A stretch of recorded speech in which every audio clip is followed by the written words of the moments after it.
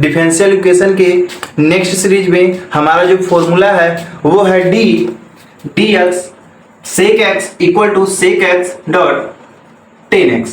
इस तरीके से ये हमारा फॉर्मूला है।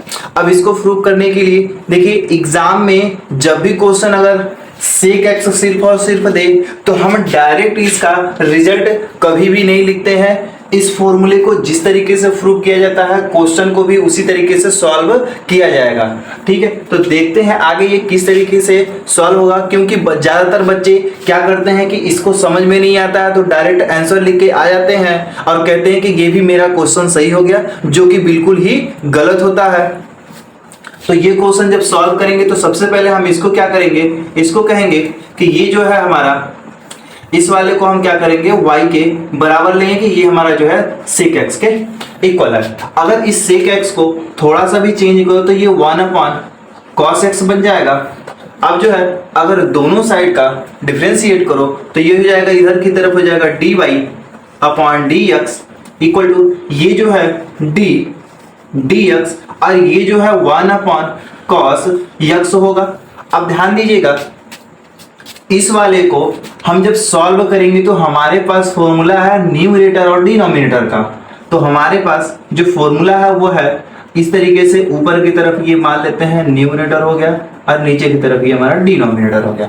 अगर ये फॉर्मूला यूज करेंगे तो देखिए, तो सबसे पहले इस डिनोमिनेटर को छोड़ देते हैं और न्यूमरेटर का क्या करते हैं भाई, डिफरेंशिएट कर लेते हैं इस तरीके से, माइनस का साइन लगाएंगे, फिर उसके बाद न्यूमरेटर को छोड़ देते हैं, उसके बाद फिर डिनोमिनेटर का डिफरेंशिएट करते हैं और डिनोमिनेटर का स्क्वायर करते हैं। ये जो होता है हमारा फॉर्मूला होता है। तो यहाँ पर भी इसी फॉर्मूले का यूज करेंगे, और इसको सॉल्व करेंगे। तो देखिए क्या रिजल्ट आएगा। तो सबसे पहले बोला गया इसको छोड़ दीजिए ऊपर वाले का सोल्यूशन, तो ये हो जाएगा cos x dx 1 माइनस, फिर 1 को छोड़ देते हैं, ये हो जाएगा dx cos x का डिफरेंशिएशन अपॉन में cos x का होल स्क्वायर, क्योंकि यहाँ पे बोला गया है होल स्क्वायर करने के लिए लिख दिया गया।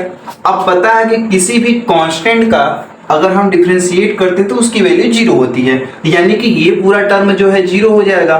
तो ये पूरा टर्म तो 0 होगा, फिर माइनस cos x का डिफरेंशिएशन करते हैं तो हमारा आता है माइनस साइन x आता है, और नीचे वाला हमारा जो है cos स्क्वायर x। इसको इस तरीके से लिख सकते हैं। अब इसको थोड़ा सा अगर सॉल्व कर ले तो देखिए माइनस माइनस प्लस हो जाएगा, तो ये हो जाएगा साइन x, और नीचे की तरफ इस cos स्क्वायर x को अगर ऐसे लिख दे कि cos x मल्टीप्लाई में cos x, ऐसे दो टाइम्स लिख सकते हैं। अगर इनको थोड़ा सा और इसको थोड़ा सा और अलग अलग किया जाए तो ये हो जाएगा 1/cos x और ये हो जाएगा sin x upon cos x।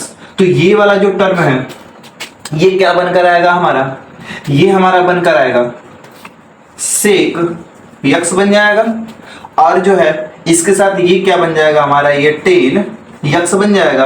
और यही तो था जो कि हम इसको सॉल्व करते हुए लाए थे। तो यार यहाँ पे क्या रख दीजिए, y की जगह पे y का मान रख दीजिए, y की जगह पे y का मान रख दीजिए। तो जब y का मान रख देंगे तो देखिए क्या यही फॉर्मूला था, और इस तरीके से ये हमारा सॉल्व होगा। अगर आप डायरेक्ट करते थे तो उसमें क्या है कि 2 नंबर के क्वेश्चन इतने छोटे में नहीं होगा। अगर इस तरीके से करेंगे तो ये आपका आंसर सही होगा, बिल्कुल 100% ये आंसर आपका सही निकलेगा।